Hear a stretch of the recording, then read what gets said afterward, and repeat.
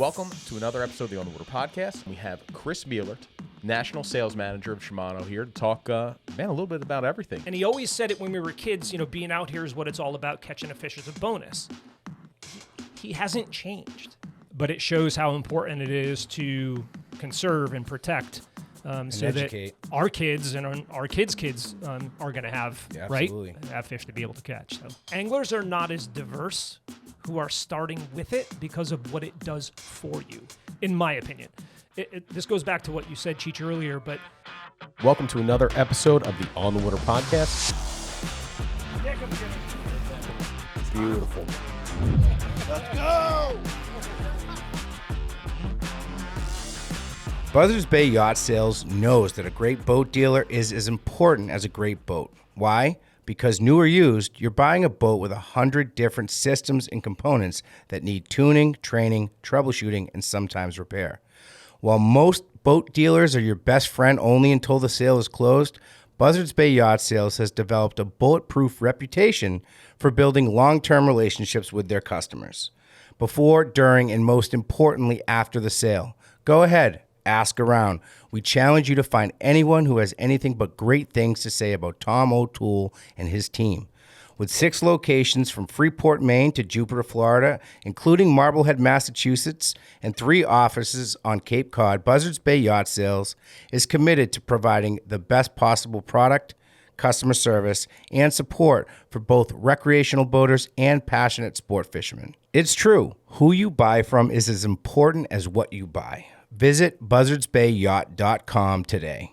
Welcome to another episode of the On the Water Podcast. I'm Jimmy Fee. I have Anthony DiCicci here, and we have Chris Bielert, National Sales Manager of Shimano, here to talk, a little bit about everything. Some freshwater fishing, saltwater fishing, and kind of the state of the fishing industry a little bit. Yeah, appreciate you guys having me.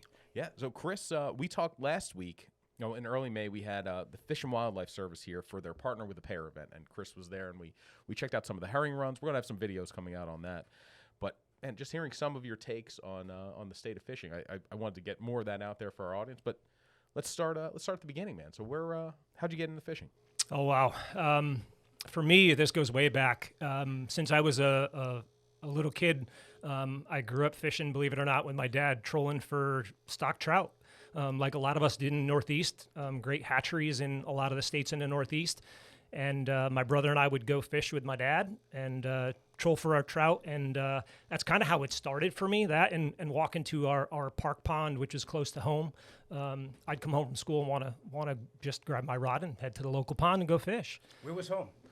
Bristol, Connecticut's where I grew up. My dad still lives in the same house, as a matter of fact. And funny story, he'll be 90 in September, actually. That's awesome. And he's still my tournament bass partner. Really? He still goes and we'll fish 3 days in a row, 4 days in a row, 12-hour days, and he can't get enough. They don't make them like they used to, dude. They really don't. He is absolute joy for anyone that sees him. Everyone can't wait when we go to a tournament to talk to him, to say hello to him, and he's always got a smile on his face, and he's always happy to go fish. Man, he must have some stories. We should have figured this out sooner. We could have upgraded. That'll be episode 2. Could have upgraded Bielerts. That's awesome, though. It is, and he's funny story about getting into fishing, and this is a little bit of ode to my father as well here, because I distinctly remember my brother and I being on a fishing trip with my dad. We were trolling for trout at Twin Lakes, which is in Salisbury, Connecticut. And my brother was getting to the age where he was going to get a job. He might have been 15 or 16, and he's 2 years older than I am. Okay.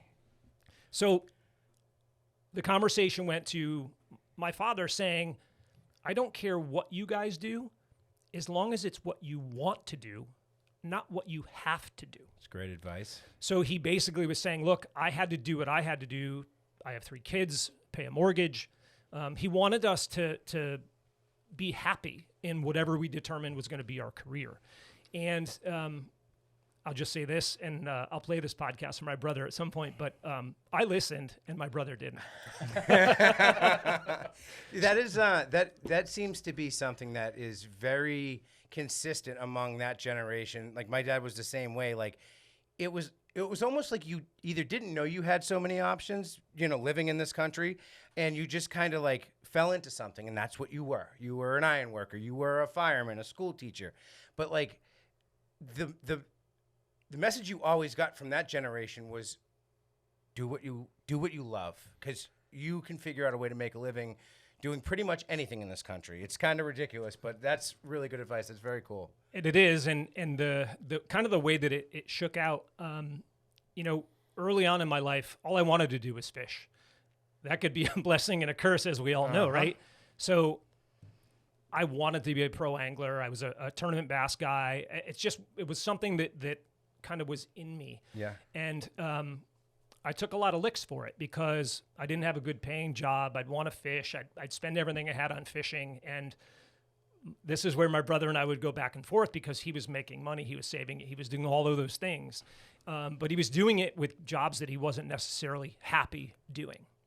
So fast forward to today, I don't want to say that I have the last laugh, but I've been extremely fortunate to have had a career in fishing. This is now going on, if I go all the way back to 1999 or 98 would have been my first true paying career in fishing, outside of actually fishing for a living, because I did fish the Elite Series level and the Opens back then as well.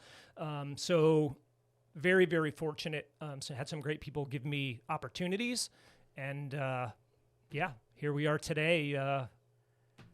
That's a long run with the same tournament partner. I gotta ask, are there any like dadisms that come out on the boat that you've been hearing for 40 years? That, like, I never forgot the ones that my dad used to always say. I have to hear some of them. There's got to be some. So still the best one is I have a few comments that I'll make when I'm fishing that aren't exactly built for the podcast. Yeah. But he always will say, it doesn't matter. We're out here. And it puts it into perspective. I'll be upset that I haven't found enough, or we're not catching big enough fish, or whatever it happens to be. And he always seems to ground it with that basic statement. And he always said it when we were kids, being out here is what it's all about. Catching a fish is a bonus. He hasn't changed. Yeah. It's the same message now. And I'm a grown man. I'm 53. I'll be 53 years old. And when he makes that statement, we're still out here. It's better than sitting on the couch, something along those lines. And it puts you right back where you should be and grounds you in the process. Because there's a lot of places that wouldn't be nearly as fun, let's be honest. No, absolutely. That's awesome. Infinite wisdom. So it is. That, and even in a tournament too, to where there's competition, there is something on the line, but just to step back and say, hey man, this is pretty good. Look, fish or not. I got to just tell you this story because you guys will get a kick out of it. But we actually just finished the tournament on Lake Winnipesaukee. We fish a tournament trail, team tournament trail that runs through the Northeast. Reynolds Boats and Northern Bass Supply put on a tournament trail. So we just fished Winnipesaukee. And the Winnipesaukee tournament is a smallmouth only tournament. And if you know anything about Winnipesaukee, it is loaded with 2-pounders. I mean, tough. Hundreds a day. Yeah. So to catch one over 3 pounds is a monumental task. So in our tournaments, often, if he struggles, he'll often say, well, I didn't contribute much. Or if he catches a good one, he says, finally, I contributed to the team. Yeah. Oh. So the Winnipesaukee tournament, we've got about 30 minutes left, and we pull up on a windblown point, and the boat's going so fast that I have to turn it around. Well, I turn the boat around, spot lock it. He makes one cast, and he hooks one. And I think it's another 2-pounder like we've been catching all day. And he says, this is a good one. So I look, and it really is a good one. So I net it, and ends up being 422, which is a unicorn in Winnipesaukee, and ended up being Lunker for the tournament. And we got on the road to head home because we weren't going to finish in the money, and it's a long ride to get home for us. So I get a phone call from Tom Reynolds, who runs the tournament, and he said, where are you guys? I said, well, we're already on the road. He's like, oh, he goes, you guys won Lunker. And his eyes lit up. That's awesome. So it had been Lunker for him. And again, just taking lessons in life lessons that fishing happens to expose with him. It just puts everything into perspective. Like, caught a 4-pounder. Most people would be like, okay, it's just a 4-pounder. But for him, it's way more than just a 4-pounder. That's awesome. See, my dad would have been, if you could have carried your weight, we would have had a chance at placing in the money. That's awesome. That's such good stuff. So did you do much saltwater fishing growing up? I did. Through a family friend who happened to have a boat in Point Judith, actually. We got to fish block as a kid. This is back when striped bass were not exactly abundant. So you'd go blue fishing or you'd go fluke fishing.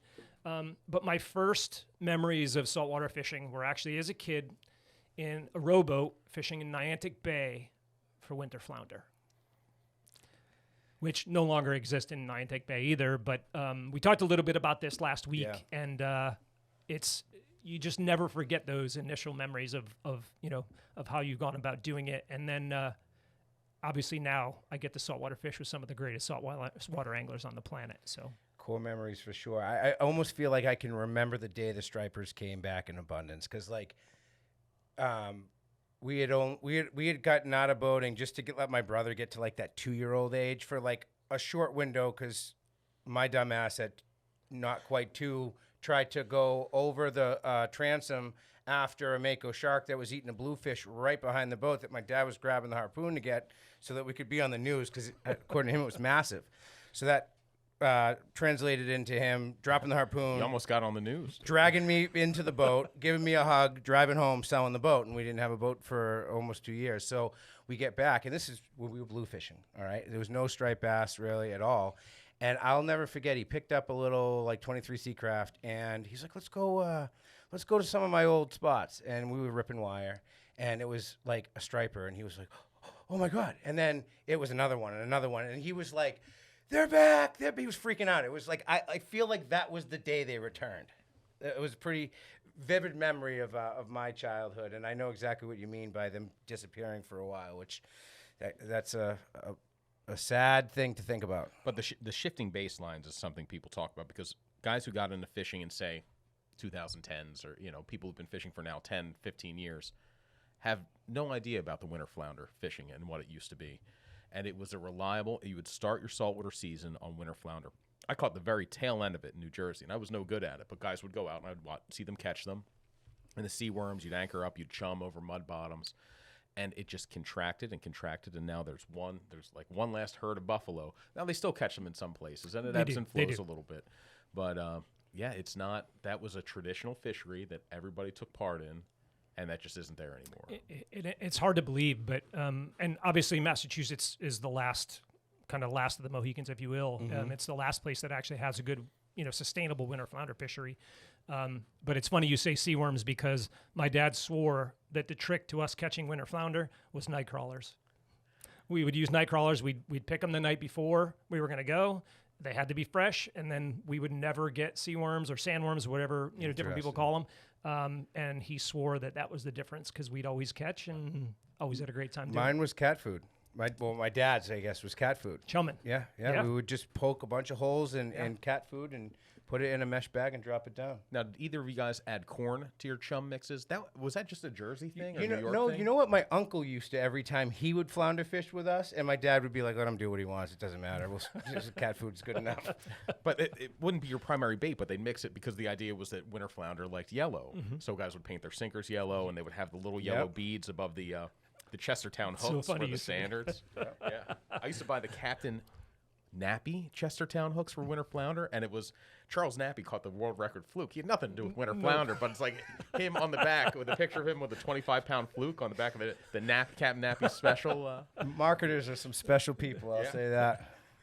That's too funny. You know the ones that have the little grub on the top of the flounder hook too? Guys are still using yellow on them. Absolutely. So. I remember the can of yellow Rust-Oleum to do the dipping. I can see it right now. It's so funny you say that. That's a riot. Yeah, the bottom must have been paved back then. Like Quincy Bay, you hear stories of them filling up like those big blue, totes. Yeah. No, like the drums. Yeah, that was the destination. In a tide. Quincy was the place, right? For With how a many rental years? Boat. No electronics, not even a local. Just go out there and drop something down, catch winter flounder one after another. Exactly. With the saltwater season in full swing, one of the best ways to get in on the action is by reserving your spot at the rail aboard one of the best headboats in the business, the Helen H Fleet. They truly offer world-class fishing that begins in early April with the starfish drifting over the winter flounder grounds in Cape Cod Bay. Come summer, the Helen H Fleet starts running past Nantucket to the best fluke fishing grounds in the Northeast. If catching a doormat fluke is on your bucket list, these trips offer your best chance at hooking a double-digit flatfish. Some of the best fluke fishing I've witnessed was aboard the Helen H, but it was a trip that I had to bail on that still haunts me. One of my best friends, my replacement, caught a 14-pound fluke right under Jimmy's nose, which was a nice consolation, but I'd rather have been the one doing the catching myself. If you want to fish the canyons, a great way to experience it is on a headboat. Whether it's your first time or one of the few times each season you get to the edge, the Helen H begins running trips offshore in late summer.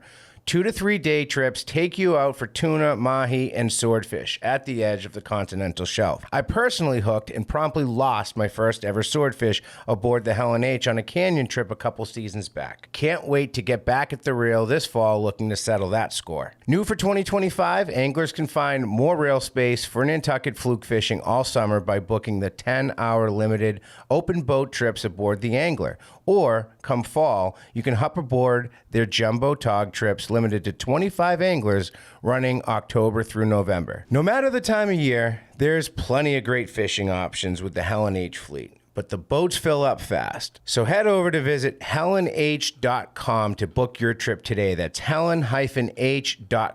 The shifting experiences of like how good the fishing is, it's like it seems like it steps down every generation, and the generation before is like, oh, it's not like it used to be when 3 generations before it was even crazier. In some cases. In some cases, and I think this, you look at someone like my father who's been on the earth for 90 years, and the changes of the fisheries over his time, right? The kind of the ebb and the flow of, and pick one, right? Yeah. Pick whatever species you want to pick, but it shows how important it is to conserve and protect, so educate. that our kids and our kids' kids are going to have have fish to be able to catch. So you said you got your first job outside of fishing in the late 90s. What was that first job in the industry? So my first career was working for a battery company. It was a startup company that was actually private equity. It was a company called Evercell, and it was a nickel zinc battery technology. It was something that was unique. It had come from the early electric vehicle development, and ultimately the technology did not end up working out in the marine business. This is before lithium and solid states and all of those. This is back when lead acid was the only technology, and that lasted for a little over 2 years. And then I did 2 things. I worked in a tackle shop in Guilford, Connecticut. And I also sold bolts for Reynolds Boats. I did that for maybe 6 years, I believe. I was there, and then I went to work for Herb Reed at Lunker City Fishing Specialties. Oh, no kidding. So I worked for Herb for 7 years. Oh, that's great, man. Just to talk about a game-changing company with the Sluggo, and I mean, to this day, the Sluggo obviously made big waves in bass fishing when it first came out. And now, like the last couple of years, it ebbs and flows in popularity in the striper scene, but there was a period last summer where you could not find a 12-inch rigged Sluggo for an insane radius around Massachusetts. Because I looked, I caught my first spin bluefin on a Sluggo. Yeah, that's right. First light anglers would troll weightless Sluggos behind the boat back when the light run and gun tackle thing was just getting started. So you worked with so what did you do with them? Was it sales? Or? So when I worked for Herb, obviously it's a small business, so I kind of did a little bit of everything. You could almost say that I was more of a general manager of the company than anything. I did everything from sales. I would pack orders if needed. I would shoot plastic. This is back when Lunker City still had 5 machines, so production was still happening in Meriden, Connecticut. So most people don't know, but Lunker City, when you shoot injection mold soft plastics, the volume is very hard to keep up if you have a a large bait like a 12-inch sluggo, 9-inch sluggo, and so on. So you're able to do some production, then some you have to outsource. So there were multiple locations where plastic was being shot for Lunker City, but still the 9s and the 12s were all being made in Meriden, Connecticut. And back then, wow, this is, talk about your first spin bluefin. If you guys remember when that Cape Cod Bay bluefin thing blew up, when everybody in any size boat was going out there, we literally were shooting 12-inch sluggos 7 days a week to keep up. This is back when guys were building, like John Carlson was building bars with them. And, you know, you literally just take a sluggo and just slow drift it behind the boat and the rod would just go off. Early 2000s, so 03, 04, 05, that stretch? Yeah. But the one thing I want to say about Lunker City is, in my opinion, Lunker City and Herb Reed is one of the last true innovators in the fishing industry. So when the sluggo was created, there was no soft jerkbait market. It didn't exist. There was no such thing. So you had, you know, jelly worms and different things like that, but we're going back to the mid-'80s. So when Herb created the sluggo and also patented it, he created that category within the fishing space. There aren't too many things that you could look back on in the industry right now and go, yeah, that created a category or it changed the way we fish. That lure did those things. Yeah. Mm-hmm. And, oh, by the way, it stood the test of time. It still catches them. And we know lures ebb and flow with trends and different things. But, you know, Herb is a immensely intelligent person. He's an artist by trade, but very creative. And he's not an outspoken person. So most people don't even, if they walked into him, they wouldn't know him. Yeah. But so many people in this industry owe their successes to Herb's creation of the sluggo. And I'll just go back to you guys remember Ron Poirier, of course. Mm-hmm. Everyone knows the Ron Z. Ron was one of the people who would be first to step up and say, what I did, I owe to Herb. And I'll never forget it because he came up to me one day and he said, is Herb going to come to the show? We were at Rissa in Rhode Island. And he said, you know, Chris, is Herb going to come? Because I would like to thank him. And I'm thinking, thank him? And then he explained, look, everyone owes a debt to Herb for creating it because everything is basically something off of a sluggo. Mm-hmm. So he was very humble and super kind. And I know you guys that was Ron knew him. In a nutshell. Exactly. And it was great to have gotten to know Ron and, you know, rest his soul. But just so many stories I could tell you about things like that. But yeah, so Lunker City, and then I left Lunker City to go work for Shimano. Wow, man. So, I mean, just from one iconic brand to the next, just a quick thing on Lunker City. I never knew it was a small company because for me, it was the first. Yeah. I would go to the tackle shops in down the shore. I grew up in Philadelphia, used to fish the Jersey Shore, South Jersey. And it was just walls of that yellow packaging. Finesse fish was always my go-to. Mm-hmm. So I moved up here, and it was all the sluggo. But it was the 5 3/4 inch and the 7-inch finesse fish. I would fish off the bridges in South Jersey. And man, I went through hundreds of packs of them a year. But so to me, I'm like, this must be a massive company. I didn't realize it was, what did you say, less than 10 people there? So in Meriden, if you include all of the people that were doing packaging, so in the heyday, there'd be 2 guys basically running machines. So you had 5 machines going. You've had 2 guys running those 5 machines, and then 1 guy who is also running the warehouse and would oversee coloring and mixing of plastic and those things on the production side. Then you had about a dozen people that were doing packaging. And then you had Herb, myself. I'm going to throw a name out there you guys may or may not know, Rich Zaleski. So Rich was an outdoor writer for years and years and years, wrote for Infish. Also still has a blog and still does a little bit. But Rich, you know, he was an integral part of Lunker City for a long time as well. But yeah, that was basically it. Other than having, you know, some remote places that would do some shooting of plastic, but that's really, it would all happen with that group of people. I found out that Lunker City was I think it was I think it was with you because you're still to this day in my phone as Chris Bielert, Lunker City. And because I immediately was like, Chris Shimano. And I'm like, how do I not have his number? And then I figured it out. I'm like, oh, that's why. But I remember like pitching Lunker City on this. I was like brand new. It had been like 2010 on this big plan. And it was either you or somebody that was like, kid, I don't know who you think we are, but like, we're not this. I'm like, oh, okay. I had the same thought as you, Jim. I thought they were just massive because it was such a big part of fishing. Because the impact up. it's had Absolutely. is massive. For sure. And again, I'll tell that to anybody that'll listen to me talk about fishing because I just appreciate the innovation side of it. Obviously, now I work from what I believe to be one of the most innovative companies on the rod and reel side of things now. But Herb deserves a lot more credit than he gets, in my opinion. But just a very creative and super fishy, great angler. And really? Yeah. That's awesome. You know, and I mentioned the artist side of what he did. He's actually he watercolored 3 different copies of Bassmaster magazine. That's very cool. Back in the day. Watercolor's it's very unforgiving. And that's awesome. He's done some amazingly creative, the strawberries on a Dannon yogurt. Those are his strawberries. Really? Like, yeah. So this are true stories. That's wild. Well, I didn't even know we were going to get here in the podcast. That's see how it just rolls. Speechless. That's wild. And trust me, the next time I see Herb, he'll probably want to kill me for really strawberries, Chris.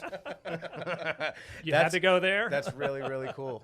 But that just shows the depth of the creativity there. But it deserves that kind of call out because I mean, let's call it what it is. This is very very much so a copycat industry, and it can get downright annoying and pathetic at times. So when you find your way into innovation in such a space that's been around forever, that's something to be really proud of. Agree. Couldn't agree more. Very cool. Now, Shimano, considerably larger company than Lunker City was. I mean, not only are they great innovators in fishing, but bicycling and sailing? Rowing. Okay. Yeah, so the Shimano thing is kind of an interesting story as well. I don't want to say you put yourself in the right position, good things happen. You hear that statement, right? And I'm a result of that. So when I was working in Lunker City, obviously I was fishing all over the country, and I was a regional Shimano pro staffer for the Don Coffee Company, who is the sales agency for most of the country for Shimano. And because of that pro staff work that I had done with the sales agency, when a job opportunity came open at Shimano, they thought of me. And they recommended me to, back then, a gentleman named Brian Nolte, who was the go-to-market manager at Shimano. So I had flown to ICAST to meet with Brian, and they were expanding the marketing department, and they were looking to create a couple new positions. And back then it was called the Shimano Experience Team. If you guys remember the trucks and the boats that traveled around the country, well, I was part of that initial team. So it was myself, Mark Mills, who now is marketing manager at Daiwa, and Dan Thorburn, who is our real service manager in Irvine, California. It was the 3 of us. And we traveled around the country doing events, training dealers, effectively just putting Shimano out there to anyone where we could. Flying the flag. Yep. And that was my first. I was actually a contractor my first year. So kind of fast forward a little bit to the end of that season and the second year coming, they brought me on as a full-time employee to supervise. Now we expanded that. It was 1 rig in the beginning. We expanded it to 2. Dan and I split, and we were supervisors, and we added a few more members of the team. So at the end of the second year, I was ready to do something different. I wanted more. I felt complacent, and I felt I could do more for the company than what I was doing. So, at the time, our vice president, who's still with Shimano, his name is Steve Ferrara. He gave me a chance, and what I mean by that is there was an opening for the Northeast Regional Sales Manager position. That basically would cover Maine to Virginia. I didn't have any corporate sales experience. I didn't have, at least at Shimano's level, I didn't have that much business experience. So he was reluctant, and understandably so, Sure. right? You want to get somebody that's got experience, that's going to be able to drive business. So he gave me a chance. That's cool. Right? He did great things for me. I mentored with a gentleman by the name of Tom Brook, who was in charge of Shimano Canada for years, who Steve actually mentored with because Steve is Canadian. I got to train with John Geary, who is actually from Boston, who is in charge of our rowing division. And I spent weeks and weeks and weeks in Irvine, California, working in every facet of Shimano's business. From reel repair to the warehouse, I picked orders, I worked in accounting, you name it, I did it. And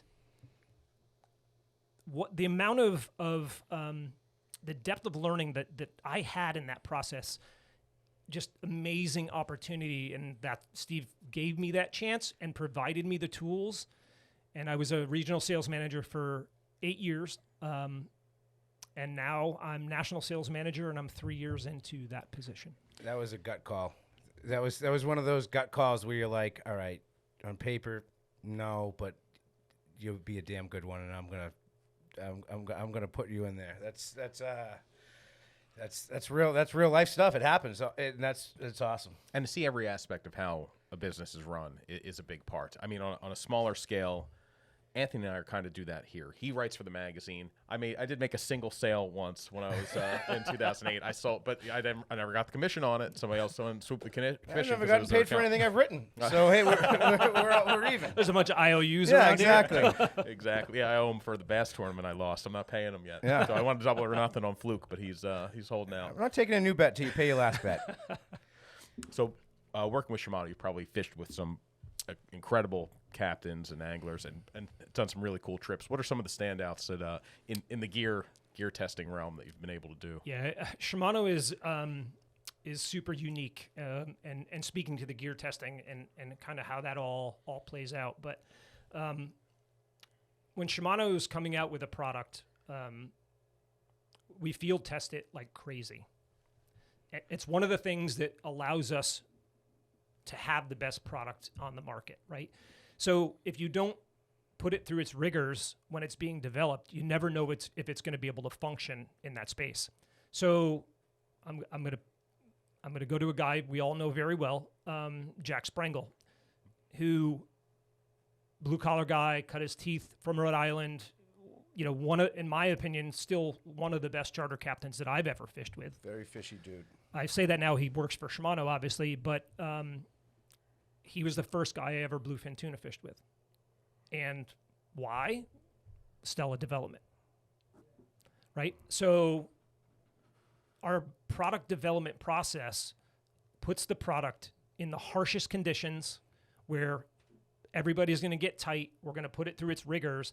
So that was my first tuna experience with Jack, and this is now going back, I mean, it's 10 plus years ago at this point. But yes, all over the country, made some amazing friends. I'm planning a trip right now to go to Venice, Louisiana. One of my people that have never been would never understand. It's the end of the earth, right? It's where the Mississippi River dumps into the Gulf of New Mexico. But such an amazing, diverse fishery. I have great friends, Eric and Mo Newman. They run Journey South Outfitters. Arguably the best bull redfish fishery on the planet. But great yellowfin fishing, great jacks. It's just a Swordfish. swords, Yeah. deep dropping for swords, red snapper, triple tail in the oil rigs. I'm planning a trip right now to go, and I want to take my dad and my brother. That's awesome. To catch some bull reds.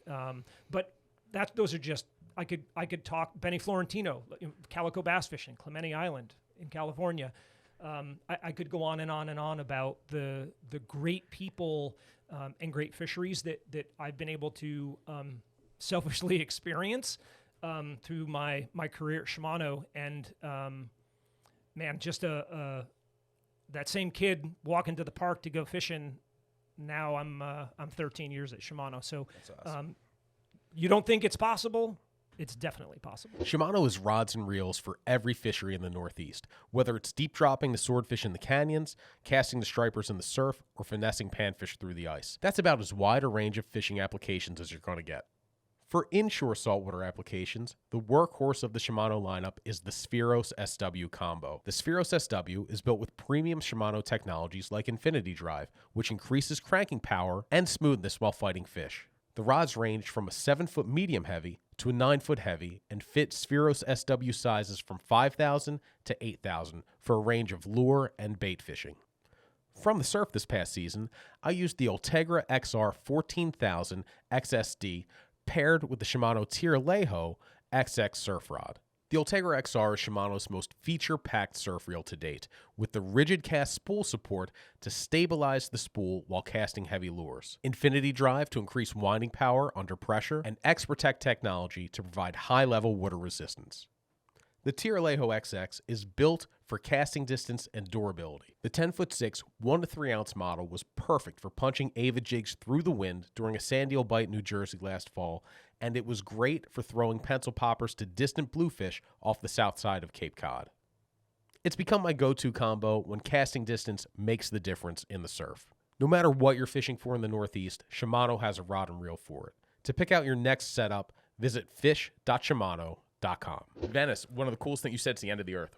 I went there once, and one of the highlights of the trip, besides the fishing, was hanging at the marina at that dock, where you mentioned the variety of fish. You don't know what's coming in on the next boat. We saw an escalar, somebody caught while daytime deep dropping, a snapper, everything. That was one of the coolest. People watch the boat ramps to make fun of people for watching the boat. I sat and watched a fillet table. They were all experts at cutting them, but just you never knew what fish was going to come out of a cooler next, and that was really neat. And one of my favorite trips, we can move, but I want to just share this story quickly. One of the hurricanes that came through Venice destroyed Eric and Mo's place in Venice. So I had gone down there in December to help them rebuild, to help them. They were hanging galvanized and basically getting rid of all the things they had to throw away. FEMA was picking garbage up and things like that. So there was a lot of work to do. It's just the two of them. So a colleague of mine, Brian Dufek, and I went and we helped work. And we were planning on flying out the next day, and Mo came up to me and she said, can you stay another day? We want to go fishing. I'm like, no. We didn't come to fish. We got work to do. She's like, nope. At the time, her dad was going to come up, and they were going to just go fish for a day to blow off some steam. So in the wintertime in Venice, the yellowfin, big yellowfin, are shallow, and they get on the shrimp boats. So I had never experienced this before, but shrimp boats are on autopilot, steaming, and they basically put the boat under the boom so that you could pitch a live menhaden to the cable because the tuna are right on the edges of the cables. So just imagine a 40-foot center console, and you've got a Talica 50, and you're going to pitch a live menhaden to that cable. I'm all in that. I'm a freshwater bass guy. You want me to pitch a what? Where? Come on. So I'll never forget it. The first time, man, I had a great pitch, patting myself on the back. I had a great pitch, watching the line feed, and then instantly that thing was on fire. And sure enough, throw the reel in gear, and I'm tight. And that time of year, those yellows are big. I mean, you got a potential to catch, something that's 180 plus, like giant yellows.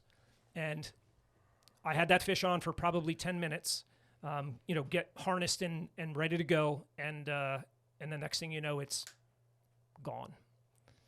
So we did that, I think, 3 times, and every time got sharked. Oh.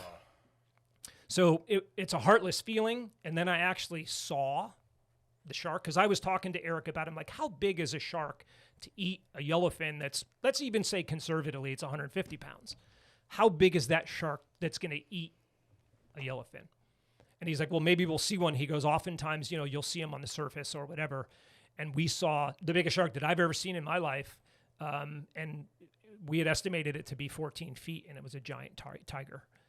Wow. And I had never seen you guys may have seen great whites bigger, here on the Cape, but that was a amazing experience. It wasn't a great one because I never did get to catch one of those big yellows, but just an amazing process, and ultimately the diversity of the fishery there in Venice as well. But one thing you mentioned is, as you listed getting into the fishing industry, you said you at least part of your start was at a tackle shop. And that's where I got my start, and that's something where I've gotten a couple questions from people who are just like, how do you get your foot in the door on this stuff? And like that is the way. Be a shop rat for a couple years or a couple summers if you're in school, and that's the graduate school of like the fishing industry right there, because you're going to see, again, learn all sides of it, learn the inventory, learn the sales, learn the gear, and Jack Sprangel, you mentioned Quaker Lane bait and tackle, so it is a great jumping off point to wherever you want to, even if you want to just go be an influencer or something, get that huge tackle shop education. And I want to just say this because, and thank you for bringing that up, Jimmy, because working in an independent tackle shop like you did and I did and Jack did, the amount of experience you get, your fishery understanding, your gear understanding, all those things. But I want to pay a little homage to all of the independent retailers out there, because without those independent retailers where we learn so much, companies like Shimano can't exist, right? Those independent retailers are what built Shimano. Shimano is 104 years old as a company, as a global company, and we've been in the United States since 1965.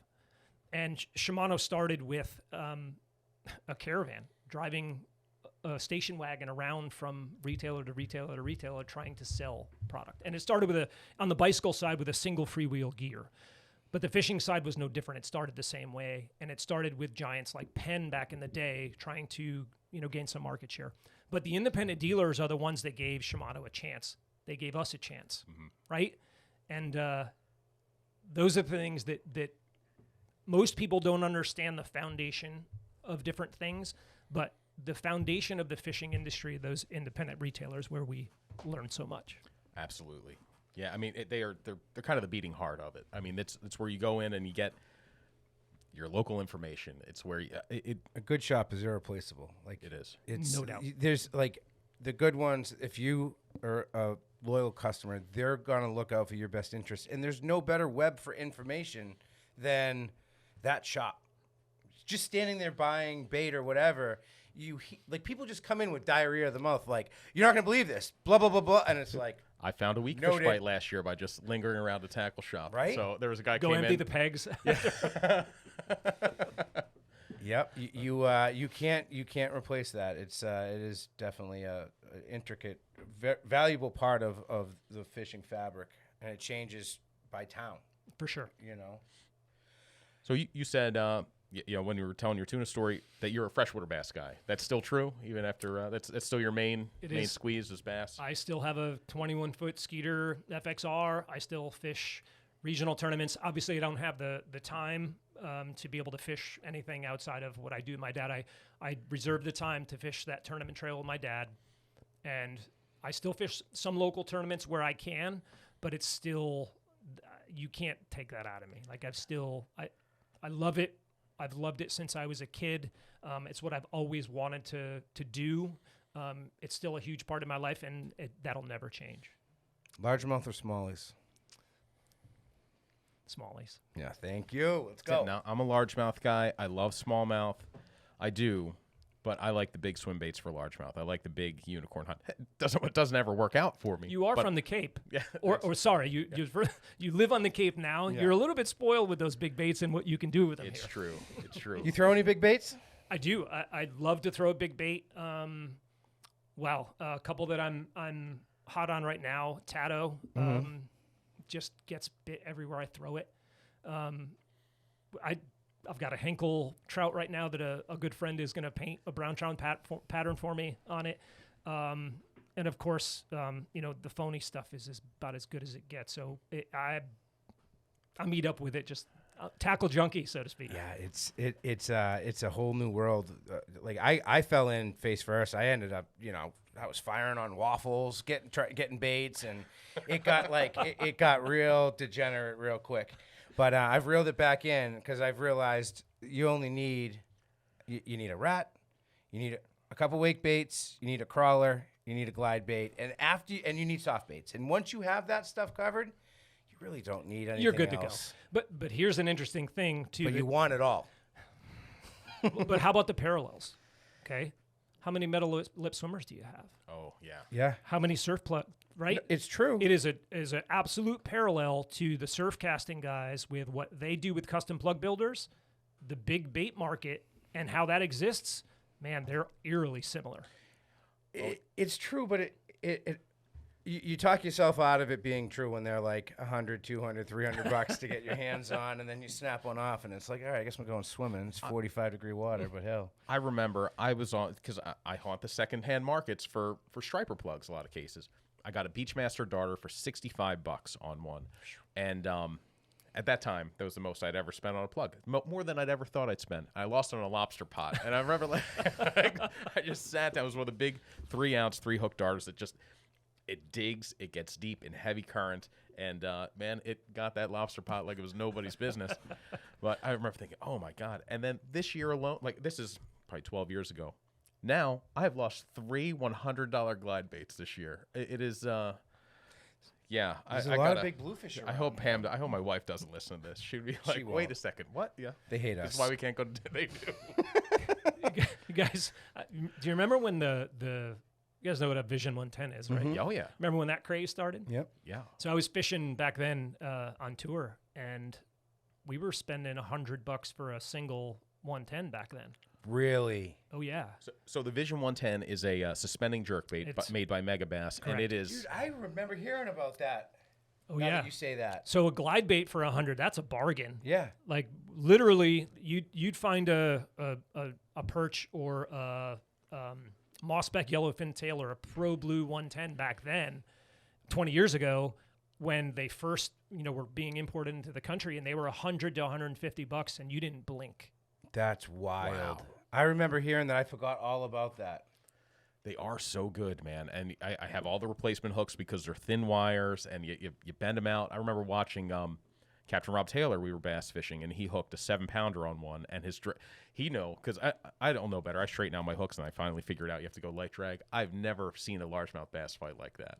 And it was that hooked me on those Vision 110s. But the glide bait thing, again, it's just one of those things now where I appreciate it because there's so many guys that are creating baits in their garages, in their basements, right? The way that so many surf cast, plug builders built theirs, or the way that Herb Reed started pouring soft plastics in his garage, right? I appreciate that creative side of those big baits. Yeah, it's pretty crazy, and the paint jobs that you see starting to come out of it with everybody with an airbrush. It's like, oh, I can airbrush a little bit, and it's just like, whoa, beautiful. It's you almost don't want to fish some of them. It's crazy. Oh, I want to fish them all. Yeah. Never seen a lure I didn't want to cast. So is Candlewood your home waters now? It is. I live. Man, I can have my boat in the water in less than 10 minutes at Candlewood. Oh, what happened with Candlewood? Candlewood is a little bit complicated, and I'll go back a little ways here and give you guys a little kind of history of kind of what's gone over the years at Candlewood. Candlewood, when I first started fishing Candlewood, 20 plus years ago, it wasn't the bass fishery that it is today. It was emerging. It was up and coming. Prior to that, it was pretty bad. It was loaded with pickerel. There weren't a lot of bass in there, and then alewives got introduced, and then the lake just basically exploded. The bass fishing, the big brown trout fishing, just started to really get better over time. And one of the reasons the bass fishing got to be so good was because it had Eurasian milfoil in it. Candlewood is and let me back up a little bit. Candlewood was a man-made lake. Back in 1934, they eminent domained all the towns, all the property around the lake, and they flooded it for hydropower. It's still a hydro lake today. First Light effectively owns the rights to generate power. But when the milfoil situation over time, as the lake got more populated with residents, they didn't like the milfoil, the grass in the lake. So there was always this battle about, do we kill the grass? Do we not kill the grass? Is the water quality important? And Candlewood has the Candlewood Lake Authority that oversees kind of the biology of the lake, if you will. And they always said, no, we don't want herbicides. We don't want to do anything to jeopardize the water quality. So Candlewood would control the milfoil by doing what's called a deep drawdown. In the wintertime, they would pull the water down, and it would freeze the roots of the milfoil that would be exposed, right? So it would limit the growth of the milfoil. Over time, that wasn't enough. They wanted more grass gone. So they started a process where they mapped the acreage of grass in the lake. And the conversations started about putting grass carp in the lake to be able to manage that milfoil. And the first round of stocking, once the state agreed to do it, the state of Connecticut decided that they were going to allow it and they were going to oversee it and work with the Candlewood Lake Authority and First Light in the process. And they introduced the first round of juvenile fish. Well, a couple of years into that stocking, there wasn't a lot of movement in the grass. The grass wasn't being reduced to the rate that they had anticipated. So a decision was made to do a second stocking, to effectively more than double the amount of carp that were in the lake. So they did that. I guess it's 2 years, maybe 3 years into that. Coming into spring, there effectively was no grass. To this day, it's a combination of factors, and not everybody is 100% certain, but the milfoil is effectively gone. There's not a blade. You can find a blade here and there. It's very difficult. There's not any natural vegetation, which is never a good thing in any body of water, right? Invasive species are one, but eradicating the natural vegetation. So effectively, the carp and whatever else may have happened with the ecology of the lake, the grass is effectively 100% gone.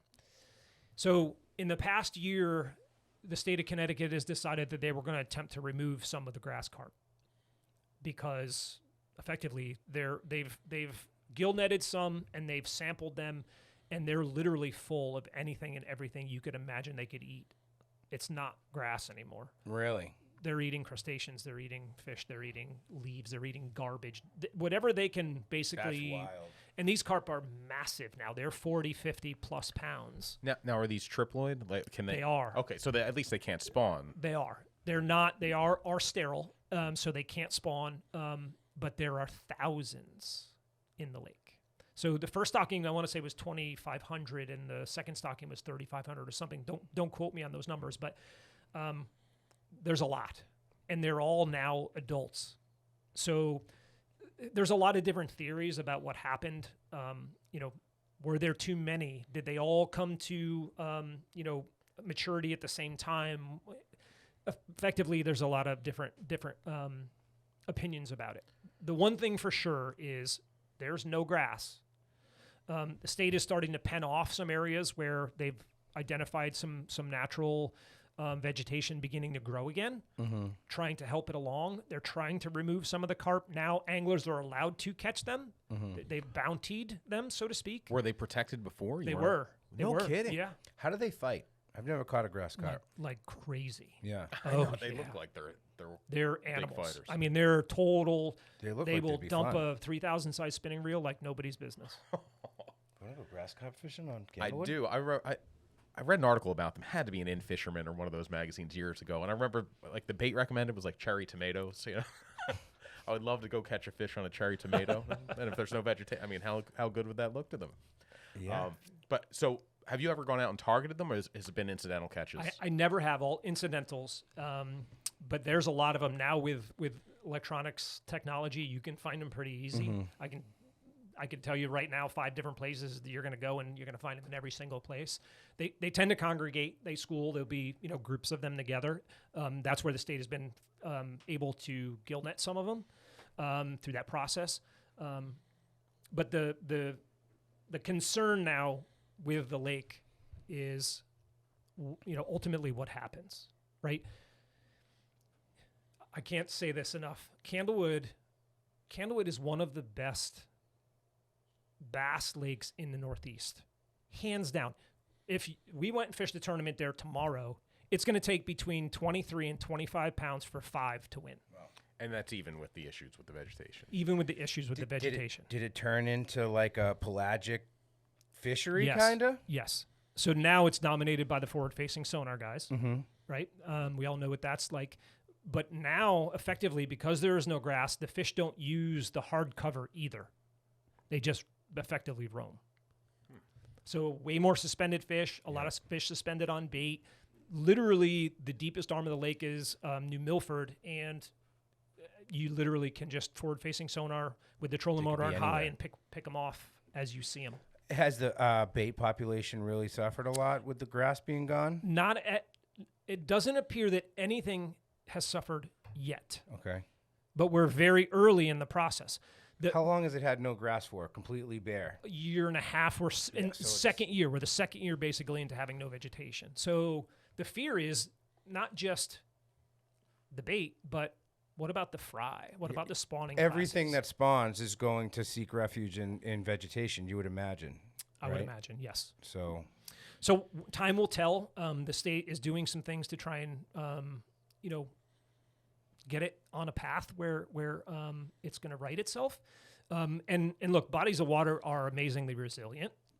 nature finds a way. Exactly. So, look, Candlewood is too great a fishery to just kind of let it go. So I'm happy that the state is doing things to try and improve it. But if anybody has a chance to go to Candlewood and you've never been, it's an amazing fishery. It's got giant yellow perch and big white perch. The state does a great job managing the trout stockings. There's great smallmouth and largemouth, and it's a beautiful place to go and fish. I gotta check. I haven't been there. I gotta check that out. I wonder if they could put like, in fish tanks, you just put fake vegetation in it, like just to bridge the gap until they kind of get it figured out. Is that an option? Maybe. So the Connecticut Bass Federation actually has done artificial structures in multiple bodies of water in Connecticut. They've done it on Lake Housatonic and Lake Little Nona and Lake Zor. So I would believe that would be on the table. It's a great idea, Cheech, to I was picturing the little like treasure chest that opens up with the bubbles and just blows No, up. I mean, goes all over. all the fluorescent colors inside. I used to have fish tanks, and I used to try to get the African cichlids that I kept to have babies. And if they did, you always had to put more fake plants in there, or else the big African cichlids would eat all the babies. No doubt about it. It's just a bigger fish tank. So Candlewood actually has tons of cover and structure, but it's all hard cover. Okay. Because it's flooded towns, there are stone walls and foundations, That sounds like and such a cool I place mean to it's just an fish. amazing place. There's boulders as big as this table, and it's just it's a beautiful place. And when you scan it or do anything with your electronics, you see all the crazy structure that's in there. Old cemeteries, water? church steeples. Oh, really? Oh yeah. That's very cool. Oh yeah.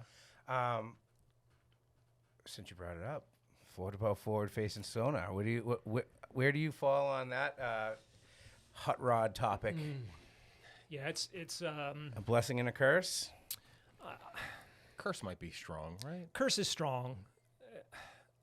I guess it would depend on what fishery we're speaking to. Yeah. And how it's being utilized. So it's obviously being prevalent in the tournament bass fishing scene, right? And tournament bass fishing, we all know it's 100% catch and release. Even recreational bass anglers pretty much release, let's say 85%, right? So for me, having a tool like forward-facing sonar where it's going to increase your catch ratio or your catch rate just based on what it's able to do for you, in a fishery like that isn't a curse, but it's not going to have a negative impact. Again, my opinion on this. Sure. I believe, from my experience, you're going to catch more with it. right? But you're going to turn them all back. And even if there's some release mortality, again, we're talking about fisheries that have sustained themselves with catch and release now for years and years and years. Where it gets a little sketchy for me is some of the other fisheries where it's being used as a take fishery. So Crappie. Big one, Yeah. right? Schools of crappie, if they're not in cover, they roam and suspend in the middle of these big bodies of water. And they no longer can hide, right? You can find that school. You can stay on that school. Catching is another story, and that's the debatable part, whether you're on one side of the fence or the other with this topic. But there's other fisheries, too, that are there's some concerns in the industry, and I'll use muskie as an example. Muskie is the fish of 10,000 casts, right? How much work you have to put in to get a single bite from a muskie. We all know that, right? It's very well discussed in the fishing industry. Well, now, if you locate a muskie, let's say you locate a 50-incher on your forward-facing sonar, you can stay on that fish for as long as you need to until it bites. The fish almost doesn't have a chance, and you could relate this to Omni Sonar with the bill fishing community, the sport fish boat community and tournaments and things like that.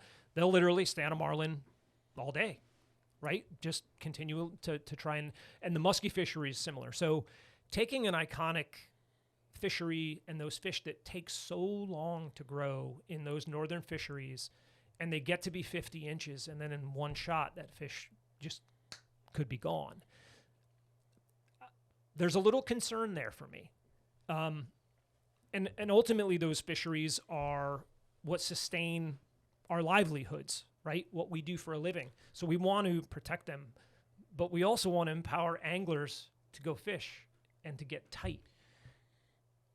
There's such a double-edged sword there, because on one hand, I feel like it's good for the catching, it's good for hooking anglers to become part of this obsession and passion that we all have, which turns them into conservationists, hopefully, if they're, thoughtful about what they're enjoying. But on the flip side of it, it's almost cutting out all of the sweat equity that an angler puts in to get good at fishing.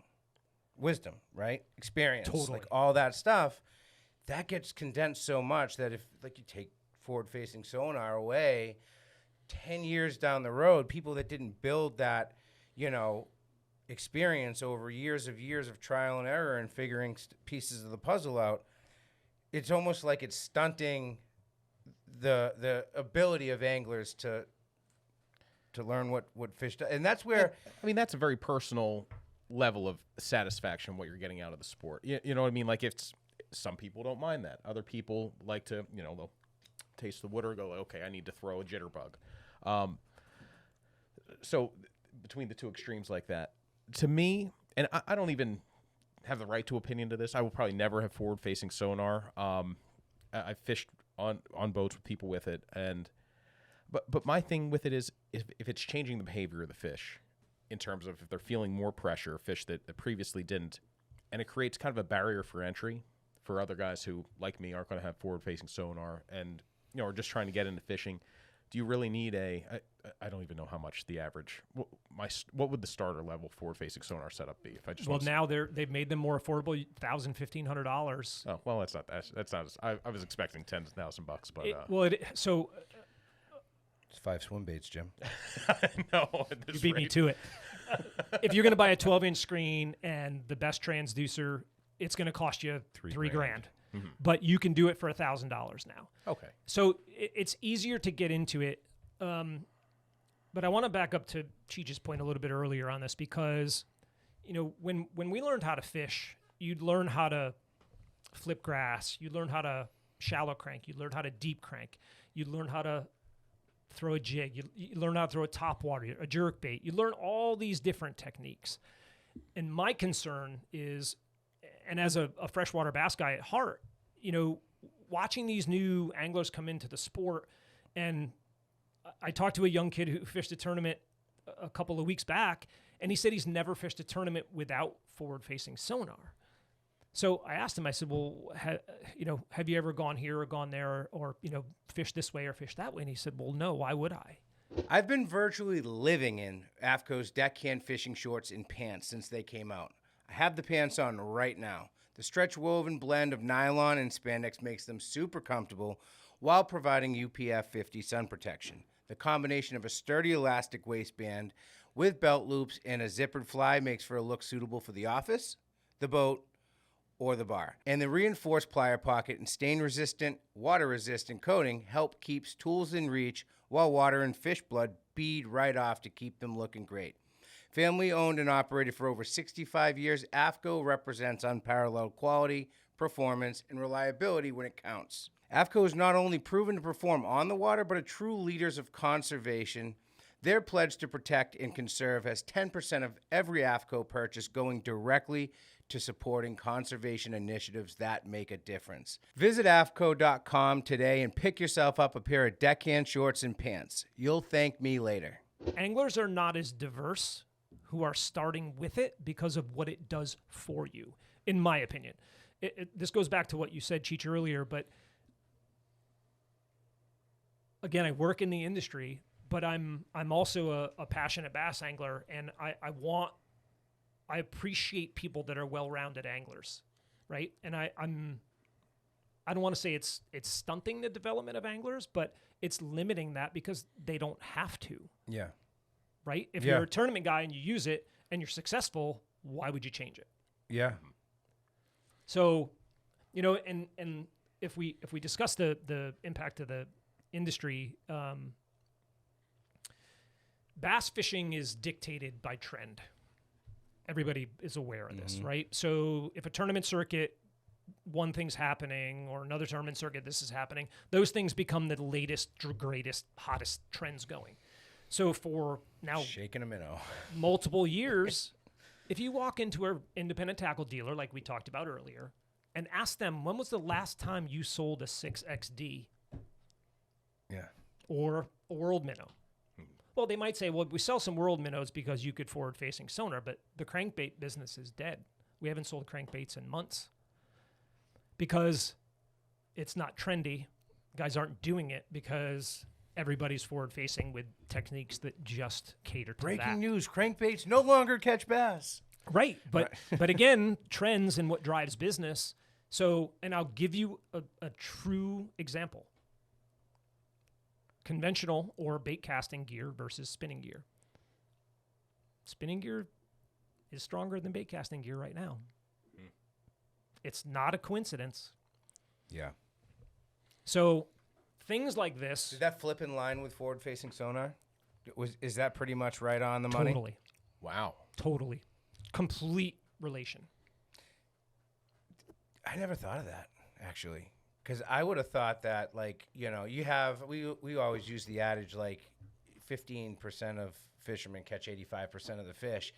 And, but the 85% of fishermen that aren't catching that 85% of the fish make up the biggest part of the market, right?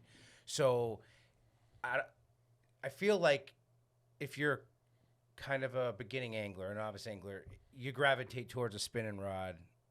But maybe I'm wrong about that, because I would have thought that would have been kind of where everyone starts, and it might have I don't know.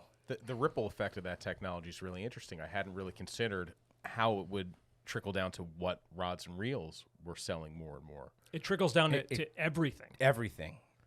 It definitely does, and it's one of those things where we are fortunate at Shimano that we have a bait casting reel that does something very unique for forward-facing sonar that most people, unless you're using it, don't really think about it. So one of the main reasons that people use spinning gear and forward-facing sonar is so that you can freeline, or a spinning reel, you can literally open the bail and the bait will fall vertical. Well, everybody knows that a bait casting setup has tension on the spool, so the bait wants to pendulum, right? Because of that tension. So our DC technology is the only reel that after you cast, it's completely free spool. There's no tension on that spool. So you can use it for forward-facing sonar and have the same effect. Only now you get the muscle and the confidence of having that bait casting gear instead of spinning gear. So Most of the industry doesn't have that. They still have the tension on the spool. The bait won't fall vertical. So spinning gear is the choice. So there's been a little bit of a shift to go back to some of the DC technology because of that capability, that being one of the things. Because when your bait lands, remember you're casting to a fish on the screen, you want the bait to fall vertical to that fish. It is so layered. We could talk for hours and hours and hours and hours about forward-facing sonar and the positive effects. That let's be clear too here. It's not all bad. No. Right? And I think it gets a bad rap because there's a lot of people out there that technology is scary, right? And I'll use the DC technology as a perfect example. People were afraid of that when we introduced that. But forward-facing sonar for some is intimidating. And you have to embrace things to be successful, right? And I have it. I use it. I'm not the greatest at it, but there's a whole learning curve with it that continues to develop. And on top of it, just because you have a minnow and a jig head and forward-facing sonar doesn't mean you're going to go out and catch 25 pounds. It doesn't work that way. So the guys that are very good at it, we have a pro staffer who guides on Candlewood. His name is Noah Winslow. He's mid-20s, and he's eat up with the forward-facing sonar. He's also one of the best bass anglers on the planet. But the amount that he's put into it and the different techniques and baits and applications that he goes through during a day using forward-facing sonar would make your head spin. It's just like you didn't have it and you had all those other techniques. Only now they're much narrower, but now it's based on pound test for your line and weights of your jig head and size of your bait. Like there's nuances to it that make it very successful, or the difference between making it successful and spooking fish, or even the distance that you use it at and how long of a cast you have to make. There's so much that goes into it.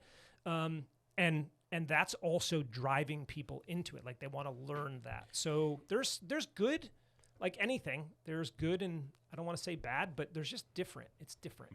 That has always been like central to the DNA of hardcore freshwater bass fishing. Like there's always been these little nuances when it doesn't matter if you're throwing a crankbait and it's like if I throw it on this pound test I get an extra 1.5 foot, and that could be the difference from getting those fish to bite.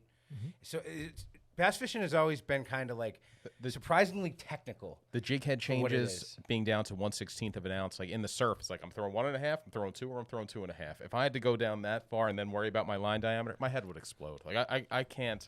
Like I'm a blunt instrument. Like that is I'm not a scalpel when it comes to fishing.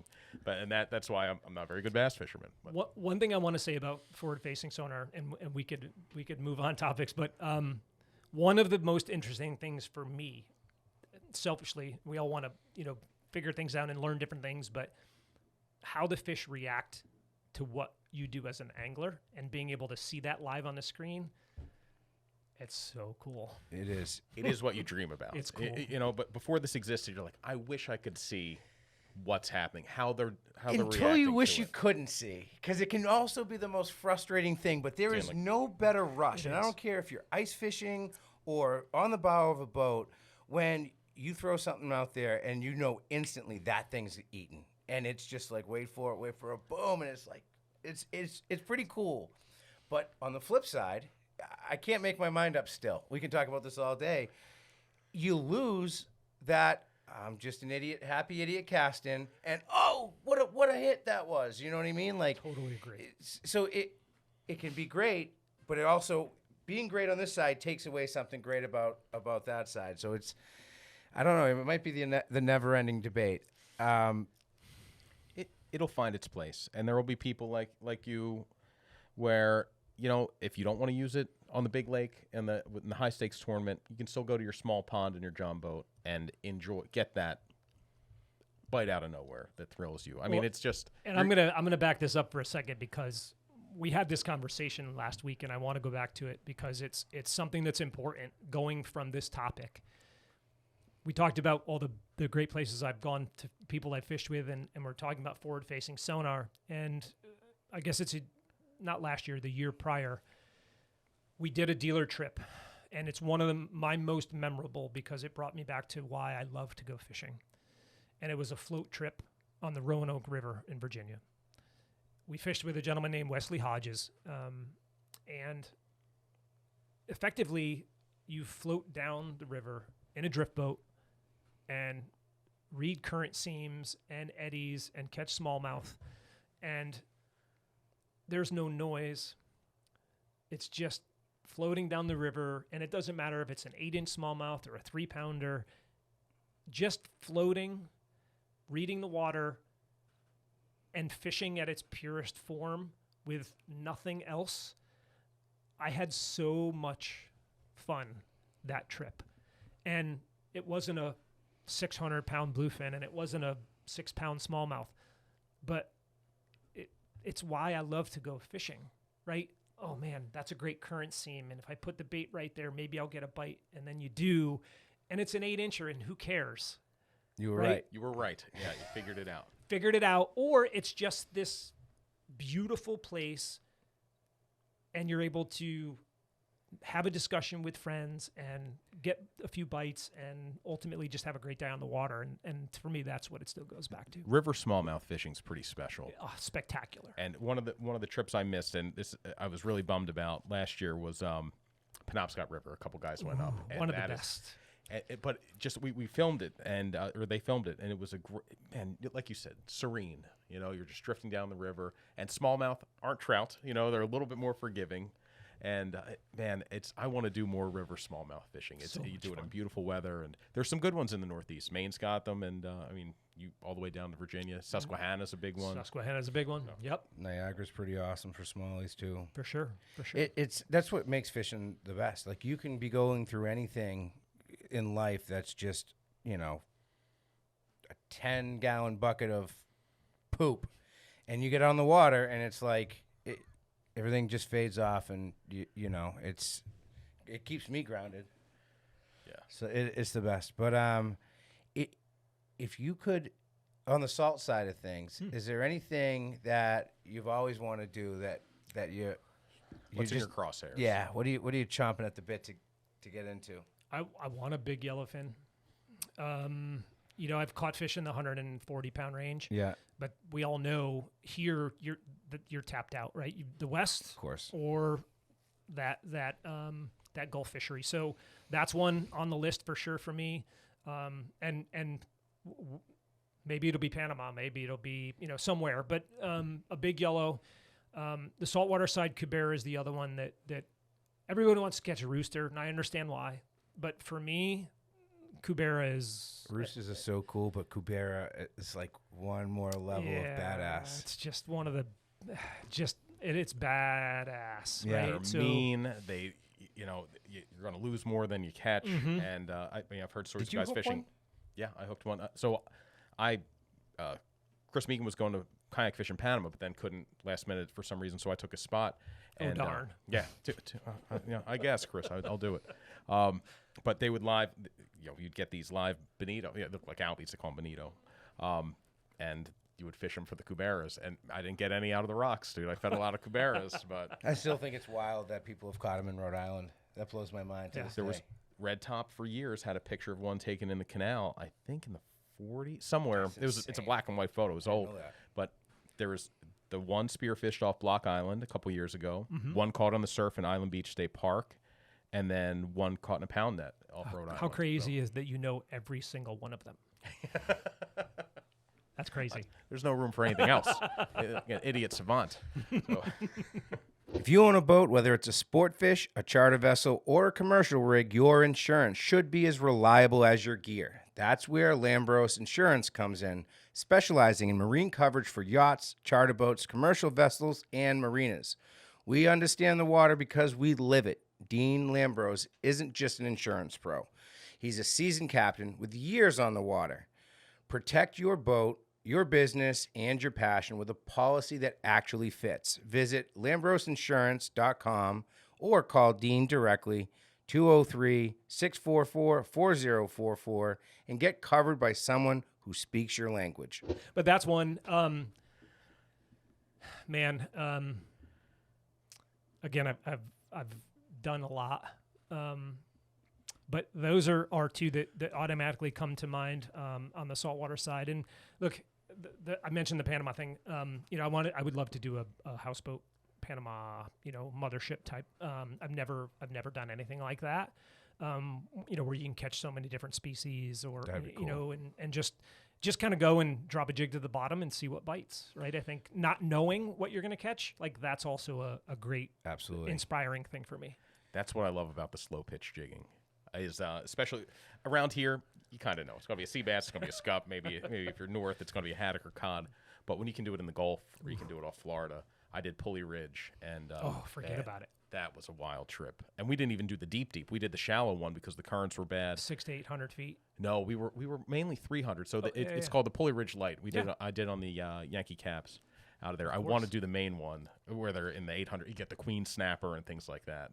But that is not knowing what you hook is something to that, there right? There is. You're like, what's this going to be?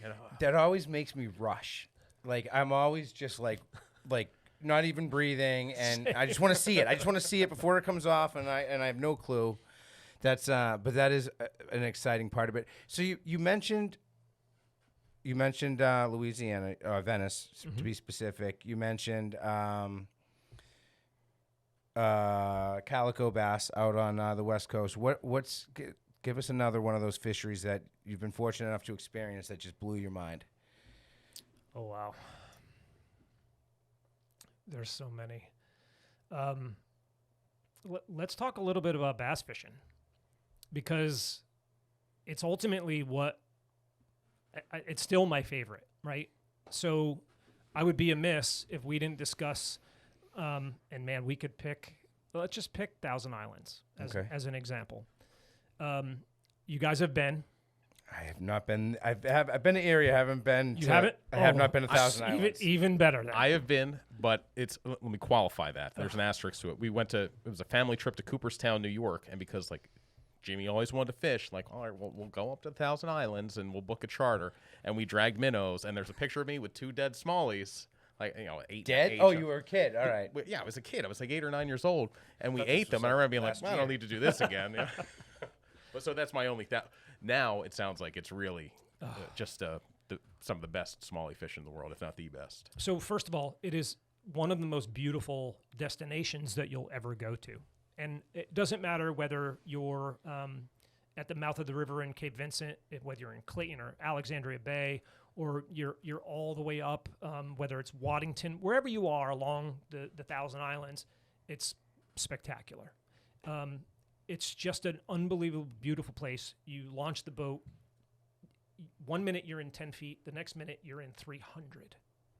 Literally that unique of a body of water. It is not even arguably anymore. It's the best smallmouth fishery on the planet. Because we talked largemouth or smallmouth. So it's very easy to fish. You can catch them many different ways. And if you want to catch a fish over 5 pounds, it's the best place to go.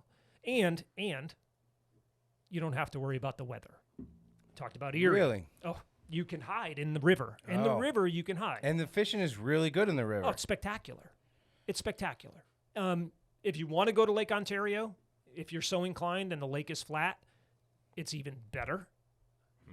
But it's a gigantic body of water, right? So there's some learning that you need to do there to be able to. The river literally is as simple as fishing current seams and high spots and all those things, and you can catch 5-pounders. I mean, on top of the smallies, you have the biggest muskies in the world come out of that river too. And you can see them on forward-facing sonar too. But that's, to me, it has a special place for me. I've fished it since I very first started tournament fishing, back when 17 pounds of smallmouth was a lot. And largemouths actually used to win. Yeah. Single day tournaments, you'd see 20-pound bags of largemouths.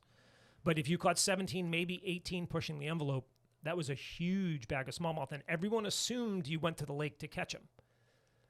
But there were a handful of guys. This is back when every tournament went out of Clayton. There were a handful of guys that would run north on the river.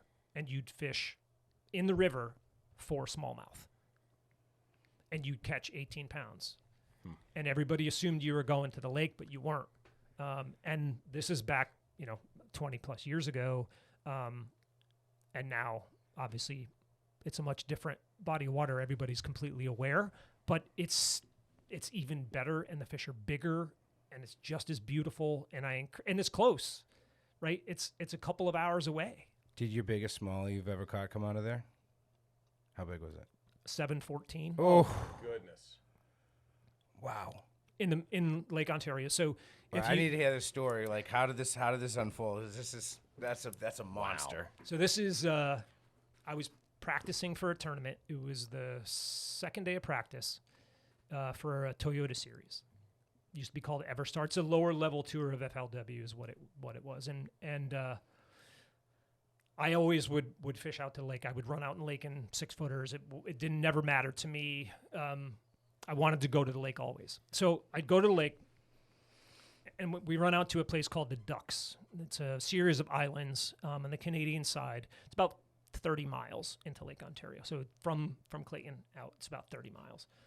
And you get out there, and you get shallow, and it looks like you're in the Bahamas.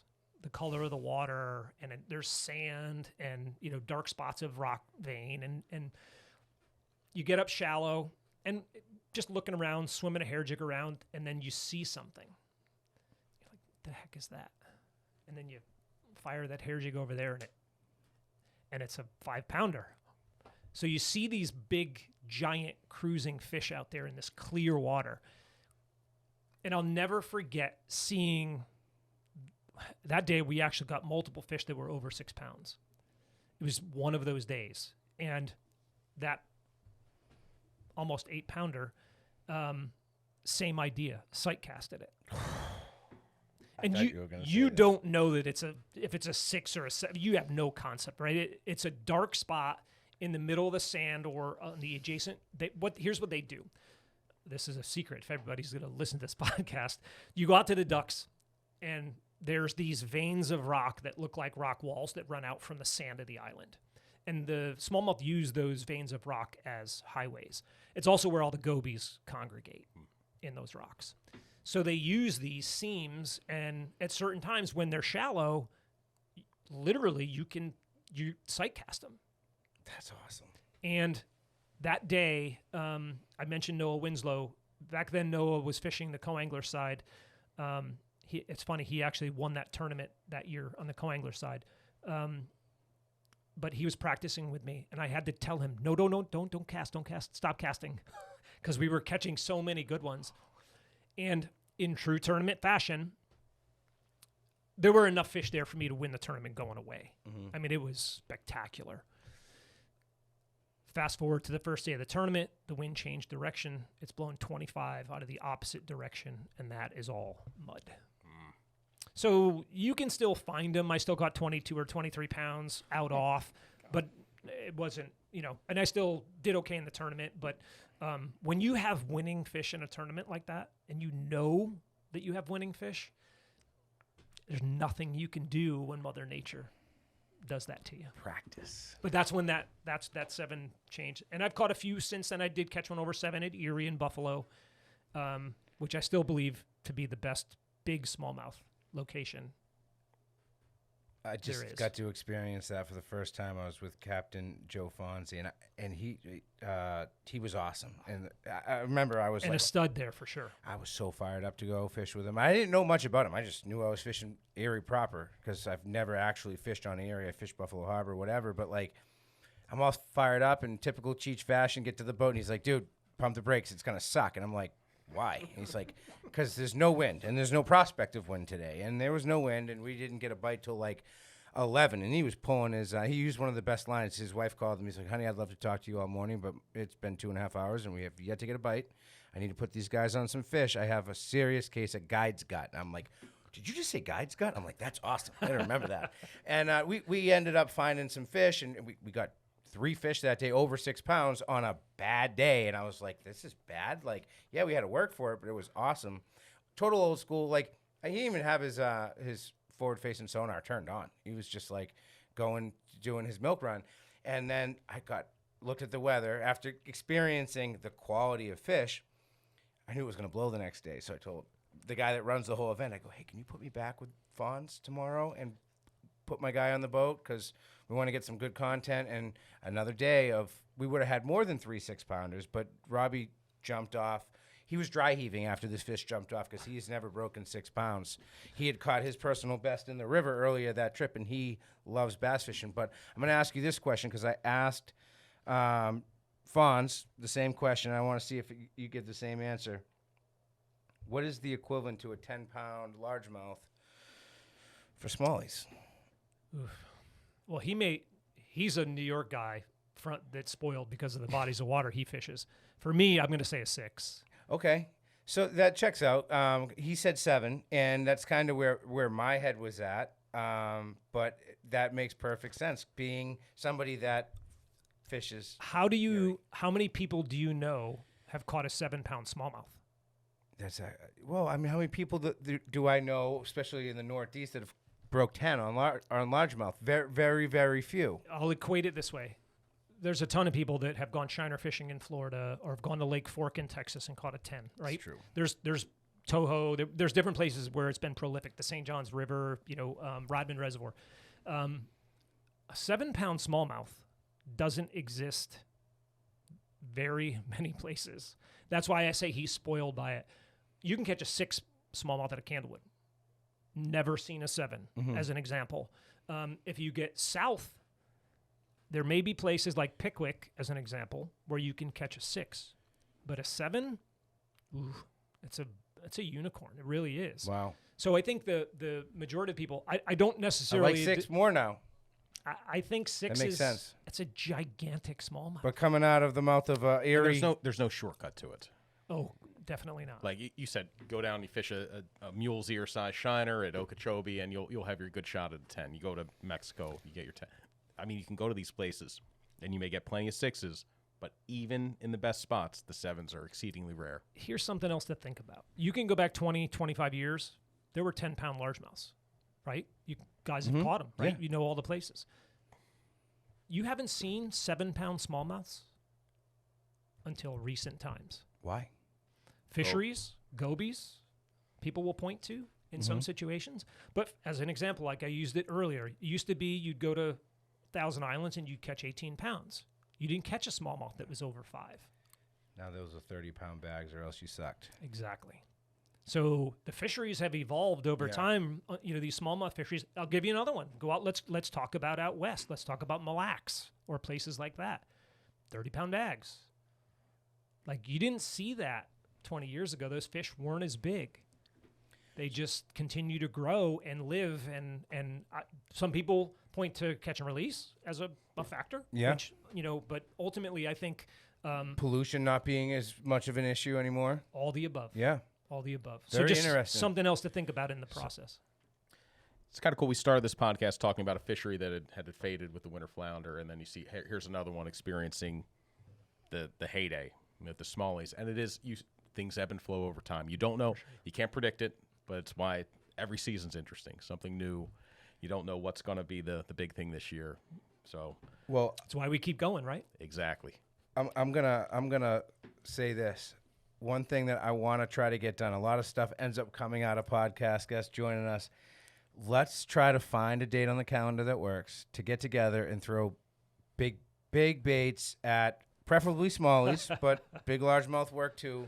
I think the three of us on joining you on your boat throwing big baits would be an absolute blast. No That'd doubt be about it. So much fun. I would have bet money he was going to say throw cherry tomatoes and grass carp. So. Hey, if it ends up being Candlewood, I will have packed some cherry tomatoes because that seems like a good fight. Bring your can of corn and your cafe. Yeah, exactly.